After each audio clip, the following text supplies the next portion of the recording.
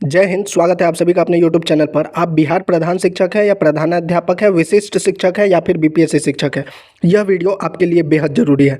आपको वेतन के बारे में पता लग गया होगा, उसके ऊपर ऑलरेडी वीडियो बना दिया, लेकिन राज्यकर्मी के जो सबसे बड़ा फ़ायदा होता है वह है एनपीएस। एनपीएस की जानकारी आपको भी होनी चाहिए और आपके परिवार वालों को भी होनी चाहिए। एनपीएस में आपके लिए क्या क्या लाभ है, फैमिली के लिए क्या क्या लाभ है, इसका कैसे गणना की जाती है और जो कंट्रीब्यूशन होता है वह कितना होता है, सरकार की तरफ से कितना होता है, आपके हिसाब से कितना होता है और आप एनपीएस फंड से कैसे पैसे निकाल सकते हैं, यह पूरी जानकारी इस वीडियो में मिलने वाली है। आप चाहे किसी भी प्रकार के शिक्षक है, अगर आप राज्यकर्मी हैं, केंद्र सरकार भी एनपीएस देती है, राज्य सरकार भी देती है, इसकी पूरी जानकारी इस वीडियो में, तो वीडियो को पूरा देखिएगा।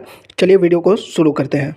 भारत सरकार द्वारा 10 अक्टूबर 2003 को पेंशन निधि विनियामक और विकास प्राधिकरण, जिसको इंग्लिश में पीएफआरडीए स्थापित किया गया था। पीएफआरडीए का मतलब है pension fund regulatory and development authority. अब इस नियम के अनुसार क्या था कि 1 जनवरी 2004 के बाद जितने कर्मचारियों ने ज्वाइन किया उनका ओपीएस बंद कर दिया गया। ओपीएस यानी कि old pension scheme, CCS pension 1972 rule जो था वह ओपीएस पर लागू था। तो ओपीएस वाला नियम को बंद कर दिया गया और इसकी जगह जो एनपीएस को लाया गया। अब ओपीएस के बारे में अगर आपको जानकारी चाहिए तो वो आप उसका डिस्क्रिप्शन में हमने लिंक दे दिया है, आप वहां से जाकर देख सकते हैं। ध्यान ये रहे कि 1 जनवरी 2004 के बाद जितने भी कर्मचारी हैं उन पर एनपीएस लागू होगा, उससे पहले वालों पर ओपीएस। एक बात और यहाँ पे ध्यान रखना है कि ओपीएस जो है ये आर्म फोर्सेस पे अभी भी लागू है, इसमें कोई बदलाव नहीं हुआ है। अब बात कर लेते हैं ओपीएस और एनपीएस में मुख्य अंतर क्या है। तो देखिए, ओपीएस में पेंशन की एक गारंटी होती है कि मिनिमम इतना पेंशन तो आपको मिलना ही है, और अगर डेथ हो गया तो उसमें भी फैमिली को इतना मिनिमम फैमिली पेंशन मिलेगा। यह ओपीएस के फायदे हैं। लेकिन एनपीएस में ऐसी कोई भी गारंटी नहीं है। यहाँ पे आपको पता नहीं है कि कितना अमाउंट आपको मिलेगा, क्योंकि एनपीएस प्रणाली में जो है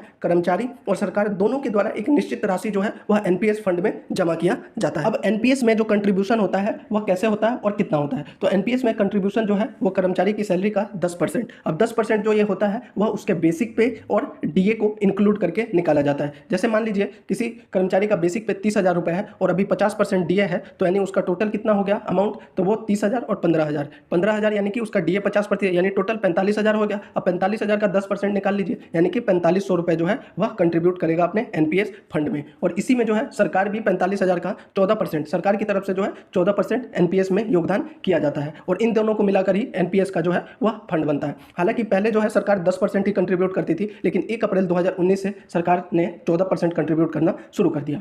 साथ ही यहाँ पर एक चीज़ और ध्यान में रखना है, अगर आपका सस्पेंशन पीरियड चल रहा है, अगर आप सस्पेंड है, तो उस समय आपके पास ऑप्शन होता है कि आपको अपना 10% अमाउंट एनपीएस में कटवाना है या नहीं कटवाना है। अगर आप 10% अमाउंट नहीं कटवाएंगे तो सरकार भी उसमें 14% कंट्रीब्यूट नहीं करेगी, और अगर आप उस समय कटवाएंगे तो सरकार भी 14% उस समय कंट्रीब्यूट करेगी। अब बात कर लेते हैं एनपीएस कर्मचारी को कितना पैसा मिलेगा और क्या क्या मिलता है रिटायरमेंट में। उससे पहले एक और जानकारी मैं आपको दे देता हूं कि अभी सभी कर्मचारियों से जो है एक फॉर्म भरवाया जा रहा है, जिसमें उसे ओपीएस का ऑप्शन दिया जा रहा है। यह किस स्थिति में मिलेगी, अगर सर्विस के दौरान किसी कर्मचारी की मृत्यु हो जाती है तो उसकी फैमिली को जो है ओपीएस पेंशन के नियम के तहत जो है पेंशन दिया जाएगा। लेकिन ध्यान ये रहे कि आपने अगर फॉर्म में भरा है ओपीएस, तभी आपकी फैमिली को जो है ओपीएस मिलेगा। अगर आपने एनपीएस का ऑप्शन रखा है तो फिर वो एनपीएस के तहत ही मिलेगा। अब यहाँ पर एक प्रश्न आ जाता है कि अगर डेथ हो जाती है इन सर्विस और जो एनपीएस में पैसा कटा है कर्मचारी का वो मिलेगा या नहीं। तो देखिए, ऐसी सिचुएशन में अगर डेथ हो जाता है और आपने अगर फॉर्म में भरा हुआ है ओपीएस, तो आपकी फैमिली को ओपीएस के तहत जो है पेंशन मिलेगा, और जो आपका 10% अमाउंट एनपीएस में कटा था वो तो आपको वापस मिल जाएगा, लेकिन 14% जो सरकार ने अपनी तरफ से दिया था वह उसको वापस ले लेगी।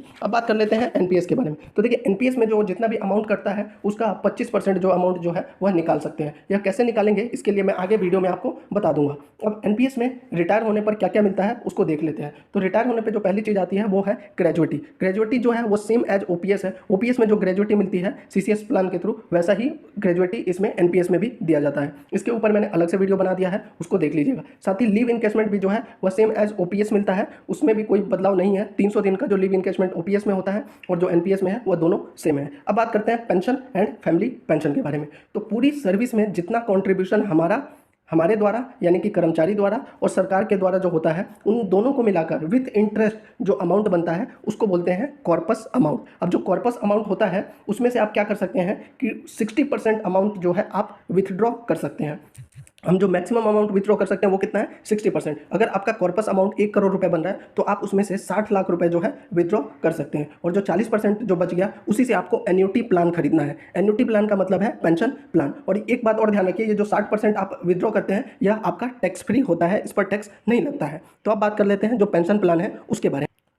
तो एनपीएस के थ्रू जो पेंशन प्लान होता है वो 5 तरह का होता है, और ये 5 तरह का जो होता है इसको भी हमने 2 भागों में डिवाइड किया है। पहला है इसमें with return of purchase price, और दूसरा है इसमें without return of purchase price. अब with return of purchase price क्या होता है, और सबसे पहले ये परचेस प्राइस क्या होता है इसकी जानकारी ले लेते हैं। तो यदि आपका कॉर्पस फंड जो है 1 करोड़ रुपए है, 60 लाख रुपए जो आप मैक्सिमम विड्रॉ कर सकते हैं वो कर लिया, और 40 लाख रुपए का आपने अगर एन्युटी प्लान खरीदा है तो ये जो 40 लाख रुपए है यही आपका परचेस प्राइस होता है। तो इसमें जो होता है with return of purchase price में क्या होता है कि आपको पेंशन मिलेगा, और साथ ही अगर आपकी मृत्यु हो जाती है तो आपका जो नॉमिनी होगा उसको जो है वो रिटर्न अमाउंट दे दिया जाएगा, यानी कि जो परचेस प्राइस होगा वह दे दिया जाएगा। या किस सिचुएशन में, with return of purchase price वाले सिचुएशन में। लेकिन वहीं अगर without return of purchase price में आप पेंशन प्लान ले रहे हैं तो उसमें जो है आपको पेंशन मिलेगा, लेकिन जो है जो ये अमाउंट होगा आपका परचेस प्राइस का वह आपके डेथ के बाद नहीं मिलेगा। अब देख लेते हैं with return of purchase price में भी 3 तरह का प्लान होता है। पहला जो होता है वह होता है एन्युटी फॉर लाइफ, यानी आपको पूरे जीवन जो है आपको पेंशन मिलेगा, लेकिन आपकी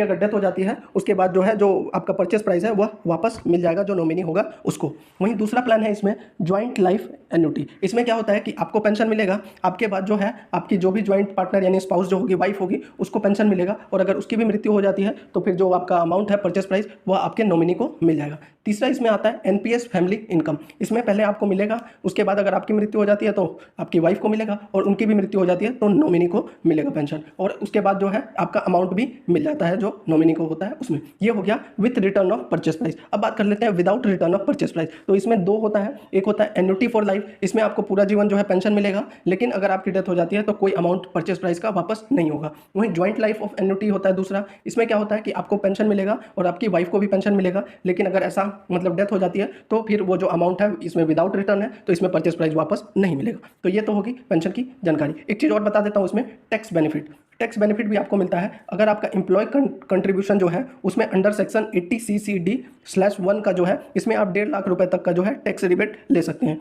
वहीं अंडर सेक्शन 800CCD/1B में जो है आप 50,000 रुपए तक का रिबेट भर सकते हैं, जिसमें मेनली हम देखते हैं LIC और म्यूचुअल फंड वगैरह का रिटर्न भरा जाता है। वहीं अगर आपने एम्प्लॉयर कंट्रीब्यूशन को भी इनकम में शामिल किया है तो उसका भी आप टैक्स बेनिफिट यानी टैक्स रिबेट ले सकते हैं। तो अब बात कर लेते हैं जो पेंशन कैलकुलेट किया जाता है वह कैसे कैलकुलेट करेंगे, कितना पेंशन हमको मिलेगा। पेंशन कैलकुलेट करने के लिए हमें गूगल पे टाइप करना है NPS ट्रस्ट पेंशन कैलकुलेटर। यहाँ पे जो पहला ऑप्शन आ रहा है पेंशन कैलकुलेटर, इस पर क्लिक करना है।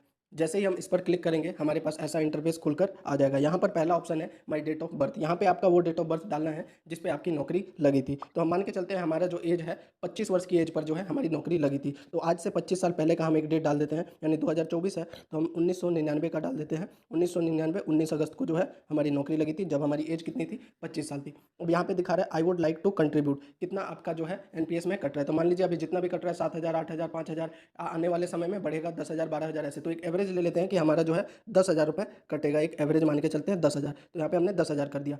नीचे ऑप्शन आ रहा है I would like to continue contributing till the age of. तो हम 60 साल की मान के चलते हैं नौकरी है हमारी, अभी हमारी 25 साल एज है और 60 साल तक हम यहाँ पे कंट्रीब्यूट करने वाले हैं। उसके बाद नीचे दिखा रहा है माई टोटल कंट्रीब्यूशन, तो 25 पे आपकी नौकरी लगी, 60 साल तक कट रहा है तो यहाँ पे 35 साल, ठीक है। उसके बाद कह रहा है माई एक्सपेक्टेशन ऑफ रिटर्न, तो मिनिमम मान के चलिए 10% जो है वो मिलता है, तो हम 10% मान के चलते हैं, क्योंकि ये जो अमाउंट है वह एक मतलब कि निश्चित और श्योर वाले में लगाया जाता है। तो यहाँ पे 10% का हम रिटर्न मानकर चलते हैं कि 10% का रिटर्न है। I would like to purchase annuity, और एन्युटी प्लान आपको पता है जैसा कि मैंने बताया कि मिनिमम 40% पे आपको खरीदना है। तो हम मान के चलते हैं हम अपना परचेस प्लान जो है वो 40% पर एन्युटी पर खरीद रहे हैं। वहाँ पे नीचे दिखा रहा है I am expecting N annuity rate of 6%। ये हर साल थोड़ा बहुत ऊपर नीचे होते रहता है, तो रिटायरमेंट के समय मिनिमम आपका मान के चलिए 6% रहता है। तो हम 6% के हिसाब से यहाँ पे कैलकुलेट कर रहे हैं। तो देखिए यहाँ पे जैसे ही 6% के हिसाब से हम कैलकुलेट कर रहे हैं, यहाँ पे खुल के आ जा रहा है कि कितना अमाउंट आपका बन रहा है। यहाँ पे टोटल कॉर्पस दिखा रहा है आपका 3,82,82,768 रुपये आपका टोटल अमाउंट दिखा रहा है, टोटल कॉर्पस जो है। और टोटल इसमें और यहाँ पे दिखा रहा है आपका 60% और 40%। तो आपका जो टोटल अमाउंट है, टोटल कॉर्पस जो है 3,82,82,768, इसमें से आप 2,29,69,69,661 रुपये जो है आप निकाल सकते हैं, विद्रॉ कर सकते हैं, और 1,53,13,107 रुपये का जो है आपका एन्युटी प्लान बनेगा। और तब आपका कितना पेंशन बन रहा है, तो यहाँ पे दिखा रहा है your expected monthly pension will भी 76,566। तो अब बात कर लेते हैं जो मैंने शुरू में बताया था कि NPS से आप 25% जो है अमाउंट निकाल सकते हैं। उसके लिए आपको गूगल पे जाना है, NSDL CRA सर्च करना है, और ऊपर जो ये CRA NSDL आ रहा है इस पर क्लिक करना है। जैसे ही आप इस पर क्लिक करेंगे आपके सामने ऐसा इंटरफेस खुलकर आ जाएगा। यहाँ पे जो लॉगिन का ऑप्शन आ रहा है इसमें आपको लॉगिन कर देना है। तो यहाँ पे हम अपना प्रान नंबर एंट्री कर देते हैं। तो यहाँ पे हमने अपना यूजर आईडी और पासवर्ड डाल दिया, साथ ही कैप्चा को भी एंटर कर दिया और अब सबमिट कर देते हैं। जैसे ही हम सबमिट करेंगे हमारे पास ऐसा इंटरफेस खुलकर आ जाएगा। यहाँ पे आप देख रहे होंगे ऑप्शन आ रहा है कंटिन्यूएशन एंड विड्रॉल। इसमें विड्रॉल पे जाना है और टायर 1 पार्शियल विड्रॉल पे क्लिक करना है और फिर इनिशिएट रिक्वेस्ट पे क्लिक करना है। जैसे ही आप यहाँ पे जाएंगे, यहाँ पे ओके का ऑप्शन आएगा। यहाँ पे क्लिक करके आप जो है अपना प्रान नंबर यहाँ डाल के रिक्वेस्ट रेज कर सकते हैं। तो उम्मीद करता हूँ कि आपको ये वीडियो पूरा अच्छे से समझ में आ गया होगा और एनपीएस से जुड़े जितने भी प्रश्न थे आपको उनका जवाब मिल गया होगा। तो वीडियो अच्छा लगा हो तो चैनल को जरूर सब्सक्राइब कर दीजिए, वीडियो को लाइक कर दीजिए और साथ ही शेयर कर दीजिए। जय हिंद।